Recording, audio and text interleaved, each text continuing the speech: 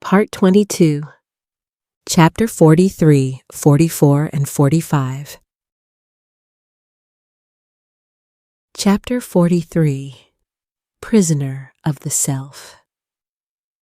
With the blink of an eye, Kilan vanished into nothingness. There was no trace left that he had ever stood in that spot. One less threat. Kilan clenched his hand into a fist, then opened it again. Kilan had struck him hard several times, yet he felt no pain. There could only be one reason. Your emotions were definitely in the way. Without them, you could have been much stronger. Stronger than she and I combined. Even Jiyan seemed to feel no pain, or she hid it well. He was still keeping her mentally in check with the illusion that Kilan was still there. Although Kilan had disappeared, she continued fighting the phantom. Kilan needed time to think. It was obvious that this place was not normal. He remembered running out of Slivons and wanting to go to the glass city to obtain new ones. He also recalled touching the skin of the Slivon and coming here. Time and again, he had experienced his thoughts becoming reality. Everything is possible here.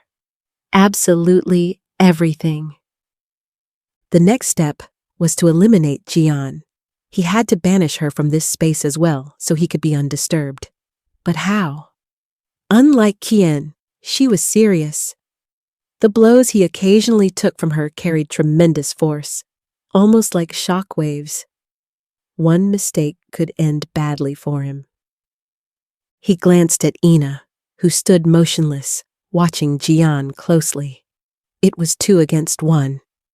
He should be able to manage, even if he wasn't much of a fighter. "Kilan!" Jiyan suddenly shouted. "Is that all you can do?" His illusion shattered into fragments. How did she manage to break free of it? Vines shot out of her body and condensed into a massive knot.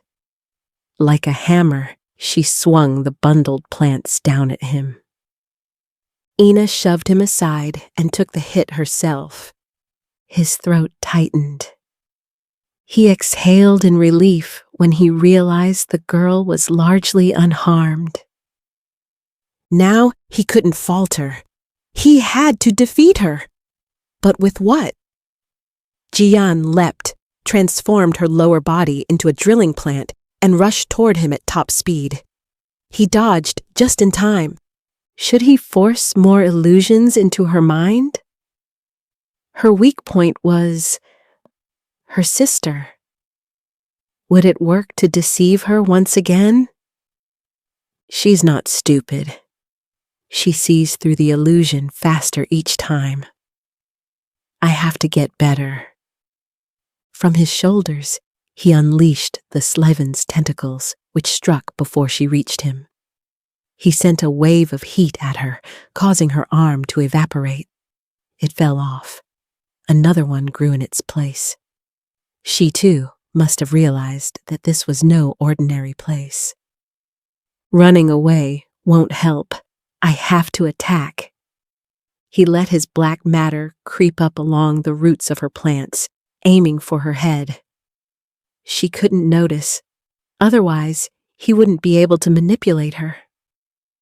Before he realized it, he was firmly in her grip. Thorny vines wrapped around his limbs and stomach like living snakes, squeezing the air from his lungs. Mushrooms grew along the vines, releasing a liquid that formed a fog around him. The surroundings pulsed before his eyes until a forest appeared. Jiyan had never been in a real forest.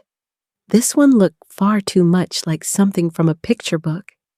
He sensed none of the typical smells or sounds. "Since when are mushrooms plants?" he asked, gasping. What was happening to him? It felt as though his energy was being drained.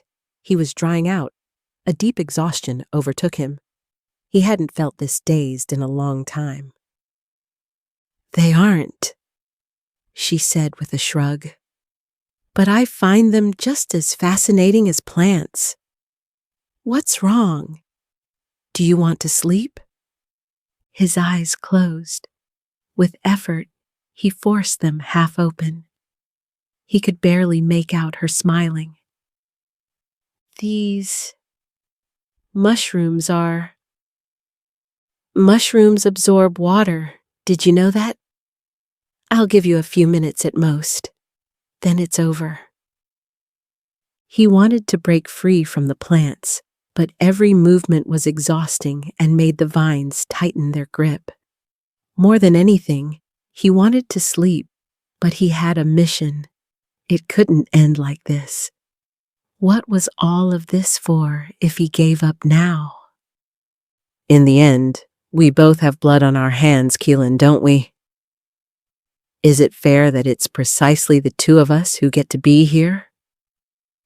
Weaker. He was getting weaker. It was all about mental strength.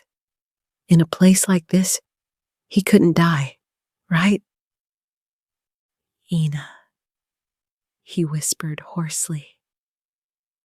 "Help me." When he opened his eyes, his restraints were cut in an instant. He was free. Gradually, he felt his strength returning. He immediately put distance between himself and her. "Behind you," Ina called out.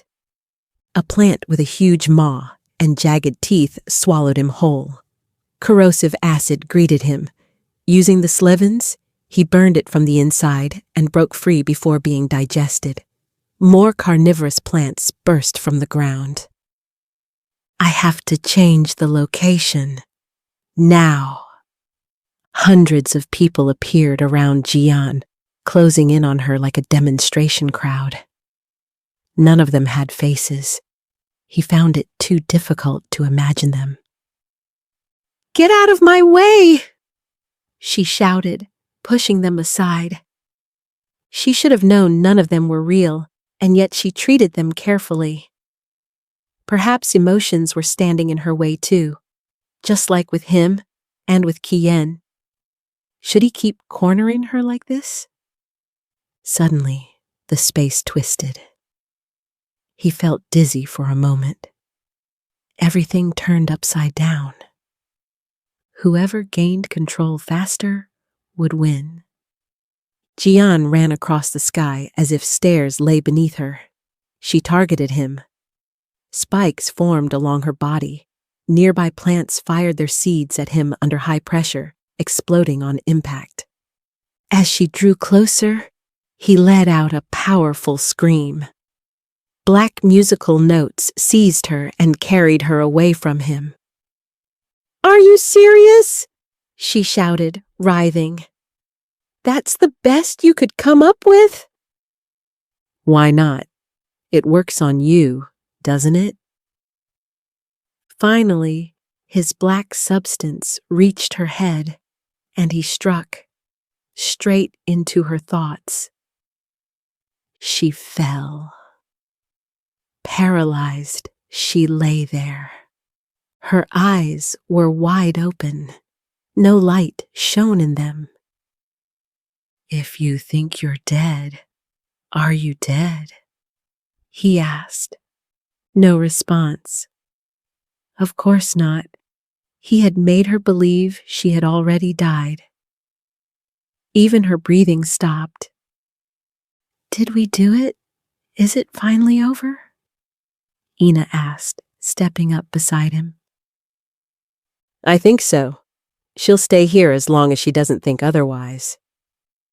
"That means you won, Kilan. Congratulations." Kilan exhaled. Was he closer to his goal? If he thought about it too long, a stab of pain pierced his chest. Seeing her like this wasn't pleasant. He would carry this pain in his heart while he freed them all. That was his compromise, his exchange, as long as no one else had to suffer. Countless memories of him and her raced past like a film reel. He tore his eyes open. The memories materialized and took him prisoner. At some point, they transformed into roots. But why? He turned his head quickly. Jiyan was no longer lying on the ground. Do you really think using Slivons is the right path? He heard her footsteps, but couldn't see her. He began, have no other choice. I need their power to achieve my goals. He smelled something strange. Blossoms grew from the roots around his arms and legs, releasing an intoxicating scent. Tiny white pollen floated around him, clouding his mind. Out of nowhere, small birds buzzed around the flowers, pecking inside with their sharp beaks to reach the nectar. Then she appeared before him and nestled against him. Jiyan, how did you? Because you, she cut him off, have suffered so much. You don't want emotions to exist in the world anymore, right? No one should suffer the way you did. What is this? It's okay, Kilan. She pressed him against her. It felt as if she never wanted to let him go again. It's important to be sad, because otherwise you'll never be happy. He swallowed, paralyzed in her arms. Was it the same for Kian? Let them go. What? The past, everything that makes you sick. Ina! He cried for help. Ina! The girl clasped her hands behind her back and stood motionless before them, her gaze lowered. Why wasn't she helping him? Her too, Jiyan murmured. Kilan, haven't you noticed yet? Outside this dimension, Ina doesn't exist. Were you really that lonely? What was she saying? Ina looked him straight in the eyes. She smiled and raised her hand in a small wave. When he examined her more closely, he realized something crucial. Why hadn't he noticed it himself? This girl was her. She was entirely Jiyan, as he had imagined Jiyan as a child. It's okay, Jiyan whispered, tightening the embrace. You're not alone, Kilan. Never. Because we, Kian and I, we love you. Gasping for air, Kilan opened his eyes. It took a moment for his lungs to calm. The air around him was worse than exhaust fumes, yet he breathed it in. You're awake, Kian said with a smile. Kilan felt disoriented. What had happened? Impressions flooded him every second. Without hesitation, his brother grabbed him and urged him to climb onto his back. When Kilan didn't move an inch, the young woman and young man from Kian's team helped him comply. What's going on? Kilan wondered. His thoughts were tangled, the knot refusing to loosen. As soon as he was on his back, Kian ran as fast as he could. It was pure hell. Countless corpses lay scattered across the ground, their faces tinged blue. Alongside explosions, the coughing of people dominated the air. The military has temporarily lost interest in you. They've got worse problems than you right now, Kian explained between coughs. But I'm still getting you to safety. A lot of people can't breathe, Kilan observed. Yes. The skin of the Slivon remained intact, preventing the military from entering. Every weapon was repelled by the Slivon. Jiyan had to be in there. He hadn't succeeded. He had failed. Kilan? Yes. Kian slowed once they were out of the firing zone. His team and other familiar faces remained some distance behind, able to do nothing but watch.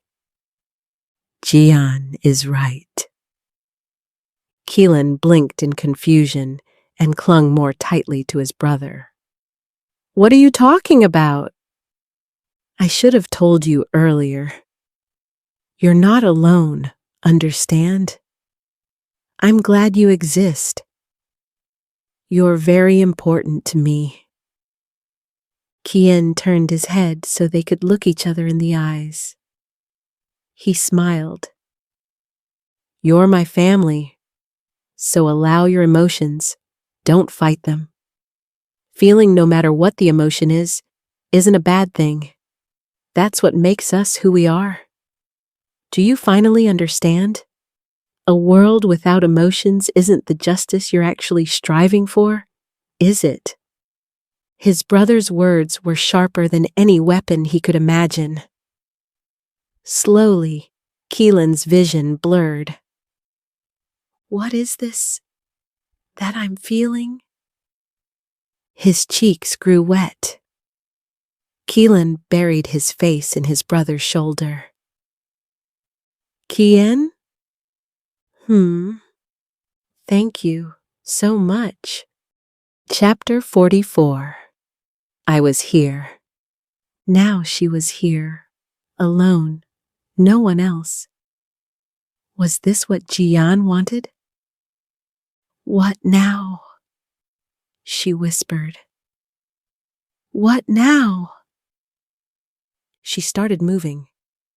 Her footsteps were louder than they would have been in reality. Even if she searched, she wouldn't find anyone coming from outside. This world practically belonged to her alone. The environment was connected to her thoughts. At least, that was how she understood it. She could be anything or have anything, but none of it was real. As long as she ignored that fact, she could be happy in this place. Should I stay here for the rest of my life? Lie down and do nothing? Do I even age here? She remembered the images she had received from Jiyan and Kilan. If nothing happened, people outside would die. How much time they had left was unclear. What could she do to help? At some point, the air began to vibrate. The ground trembled as well. In front of her appeared a large red core, floating within a green substance. Steam rose from it. The thing radiated an incredible heat. Are you the Slivon? She asked. A sharp wind tore past her. Cuts appeared on her sleeves, then on her pants. Her face and part of her hair were struck as well. She raised her arms defensively and crossed them in front of herself. Wait, we can talk, she insisted. She dropped to her knees. The sharp air made it difficult to breathe. Even though she knew nothing here was real, her scalp prickled as the oxygen in her lungs grew scarce. The sensation intensified as pressure bore down on her body. Gravity forced her downward until the asphalt beneath her feet cracked apart.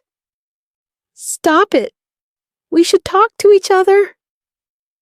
The wind ceased. Peaceful silence returned. When she looked at the Slivon again, she noticed the core pulsing.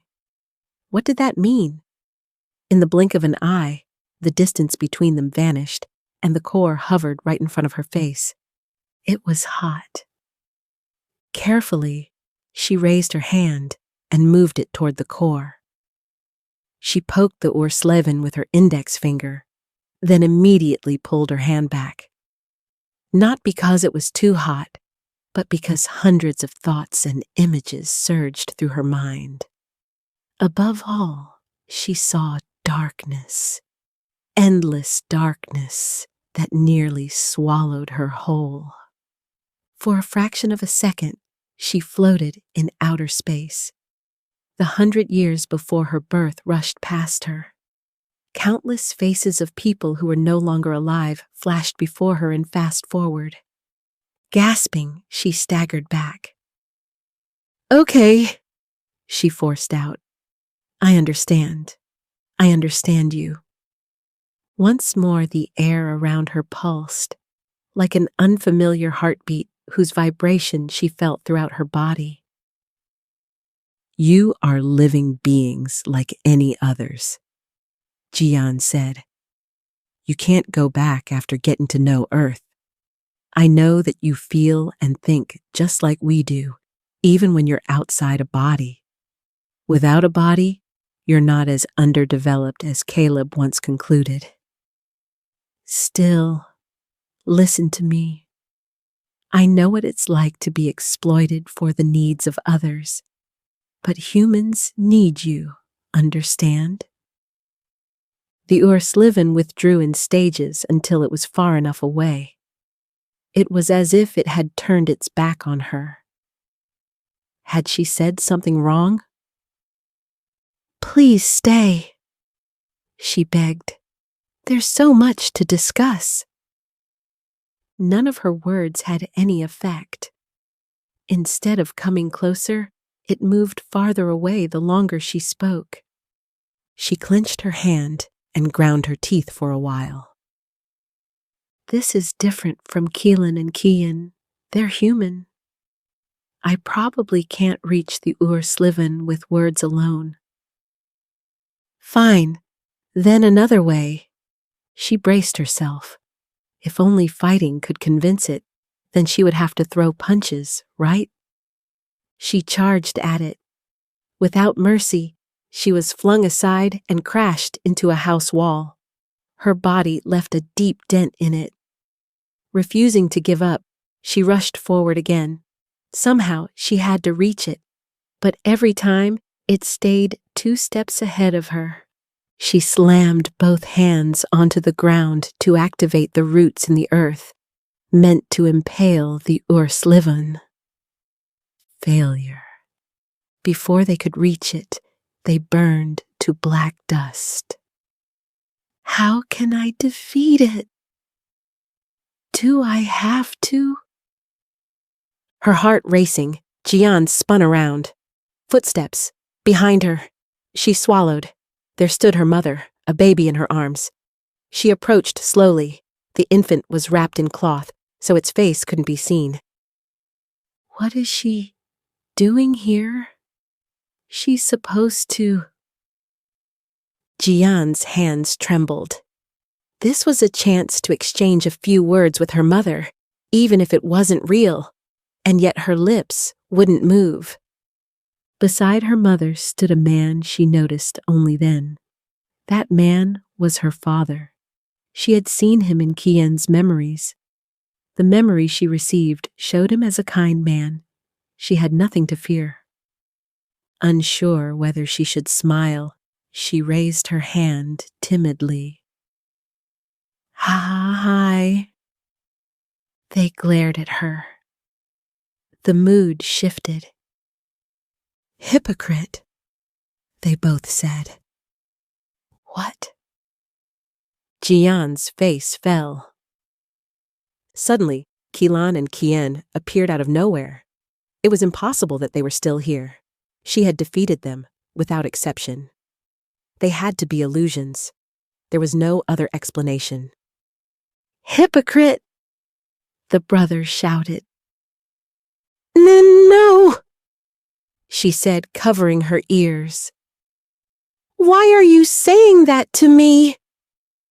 More and more familiar faces appeared. They surrounded her in a circle. In unison, they all shouted the same word at her. With effort, Jiyan stood up and bumped into one of them. She wanted to leave, to hear nothing more. In the end, they all pushed her into the center. There was no escape. Is that what I am? A miserable hypocrite? Because I want peace but use violence? Because I save by destroying? Stop it! She screamed. The faces shattered like glass and were replaced by Jiyan's own face. It was as if she were in a hall of mirrors. Wherever she looked, she saw herself, even as a child. She clutched her head. Was she going insane? Was her subconscious trying to tell her something important? Am I running away from myself? All this time? Suddenly, the Slivon's core was once again right in front of her face. One hand movement, and she could destroy it forever, erase it from the world. She didn't move. Whether you believe it or not, she murmured. Even though no one was there to hear her, she had to release the words into the world. At least, I firmly believe this. Humans and Slivons can coexist. Her voice echoed. There, it's out. What I think is completely out there. A humming sound followed. The earth shook more violently than before. As usual, the surroundings changed. She saw the world from above. Once again, she floated in space, with one difference. Her arms were gone. I am dissolving, she whispered, eyes wide open. Had the fight with the Slivon been doomed from the start? Would she have lived a better life if she had gone to the CRs with Kilan? Or if she had become a Tin like Kilan? Had anything she ever tried to set in motion accomplished anything at all? Am I starting that what-if game again? Can I think of nothing else? In the end, she left nothing meaningful behind in the world. Everything was in vain. She still had the option to cut through the core. The opportunity lay right before her. Everything seemed so simple. She only had to form a thought stronger than its own and overwhelm it. If it were destroyed, the skin in reality would dissolve. She would save humanity and be praised for it. But what about the Slivons? Would they continue to be enslaved? No, I don't want that. Just as Caleb had told her, everyone seemed to know Jiyan better than she knew herself. She wandered through the world without direction, without backbone. Only one wish remained unchanged: to preserve both species and grant them freedom. She clung to that thought. More and more of her vanished the longer she thought. Arms, legs, torso. It wasn't painful, but she felt an emptiness, almost numbness. Even though it served no purpose, she took a deep breath. How did that even work when part of her lungs was already gone? Then a thought emerged. I was here. Even if nothing of me remains, I was here. That was the truth, not an attempt to comfort herself with empty words before losing her mind. Not a cheap effort to assign herself special meaning so she could leave feeling good. Her birth was not meaningless because I was here. Everything except her eyes disappeared into nothingness. The last remaining piece would dissolve as well and become part of the universe. She received no answers to any of the questions she had ever had. In the end, what was the self? She no longer had time to find out, but that was okay. One last time, she closed her eyes. Chapter 45. No Chosen One.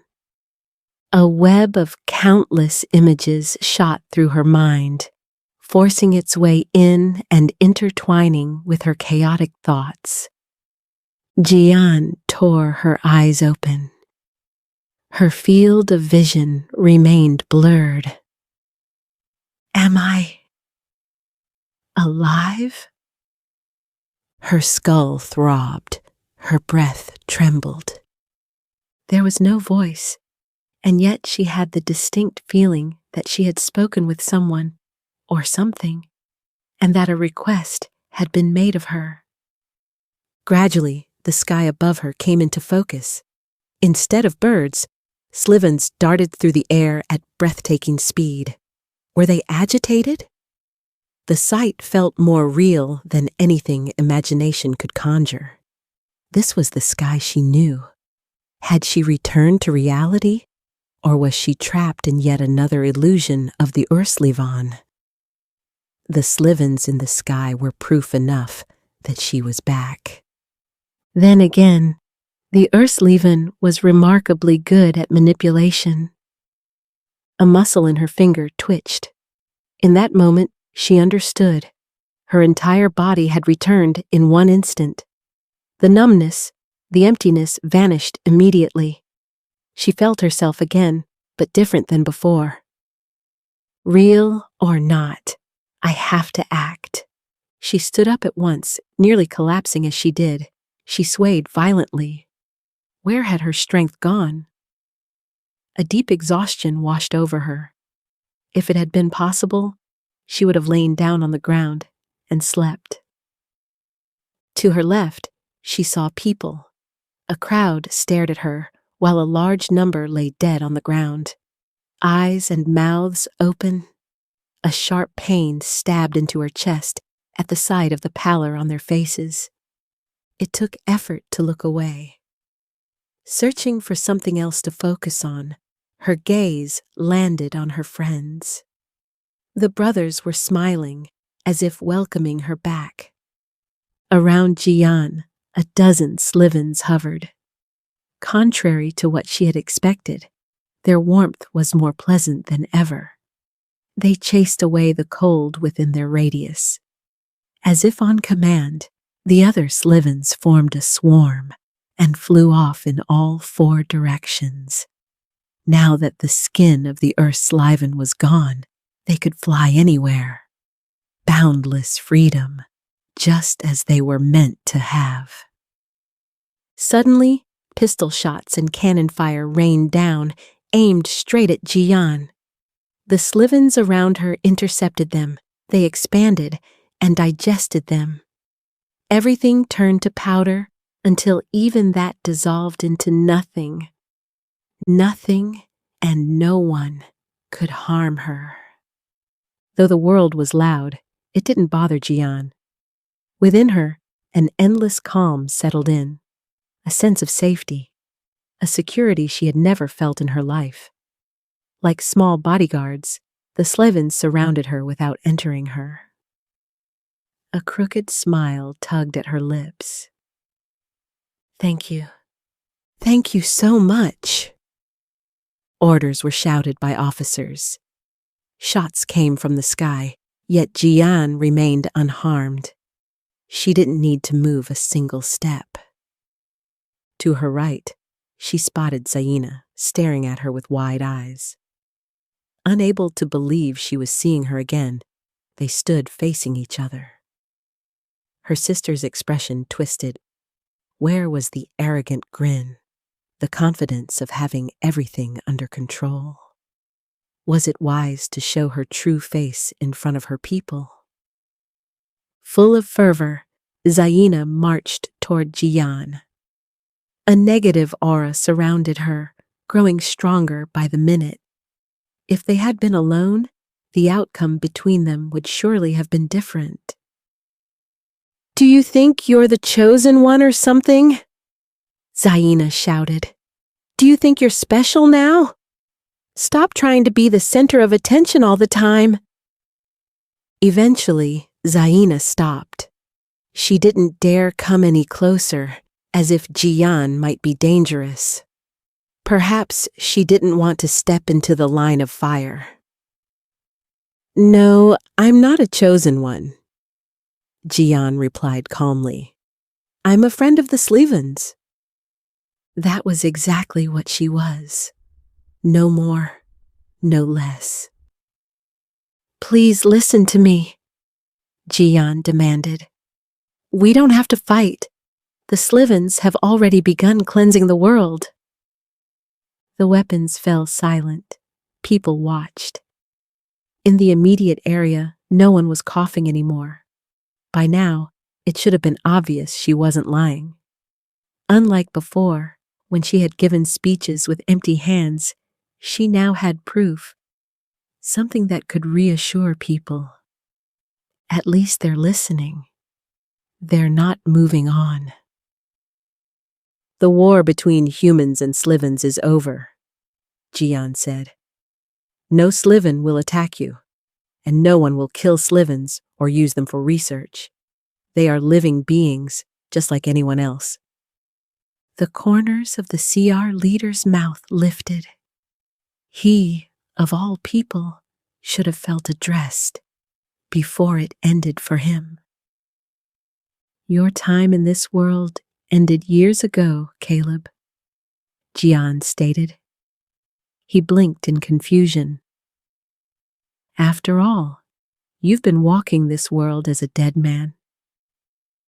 The Slivon left the CR leader's body without killing him, voluntarily. The same happened with Kate. Then Jiyan turned her head toward Zaina. She swallowed the lump in her throat. It's a shame we never truly talked things through. Farewell, Zaina. What? All Slivons left the bodies of the inhabitants of the Glass City. They were free. Never again would they have to drift into the dream world. The people collapsed, one after another, like falling dominoes. Jiyan let her gaze wander, searching for someone specific, until she finally found her father. He didn't hesitate for a second and opened his arms to her. She ran to him at once. After a long time, she had truly come home. Her father held her tightly, with the strength of two parents combined. Before she could say anything, she heard footsteps behind her. Soldiers aimed their pistols straight at her. You don't need to threaten me, Jiyan announced. She released her father, but stayed close to him. He, too, was surrounded by Slivons. I don't control the Slivons, and I'm not a danger to you, Jiyan admitted. They help me of their own free will, because they want to. If I tried to force my will, I'd lose their protection immediately. Do you understand? Slowly, the soldiers lowered their weapons, though they continued to watch Jiyan closely. Return to your cities and countries, Jiyan said calmly. Tell them what happened. Tell them a new era is beginning. Are you the new president? Someone from the crowd asked. She couldn't see who. Do you want world domination? She shook her head. Wasn't that typical of humans, to jump to such conclusions? As if there were nothing more fulfilling. As if she could shoulder the responsibility for all living beings when she already struggled enough with herself. Of course I do. What else? Jiyan said sarcastically. That was my ultimate goal my entire life. She rolled her eyes as she spoke, then shook her head again at the absurd idea that she might even consider seizing power. She sighed before continuing. From today on, the world will change. Step by step, we'll build a new world, one where the justice this world deserves can exist. Not the Slivons, not the humans, and not me alone decide that, but all of us together.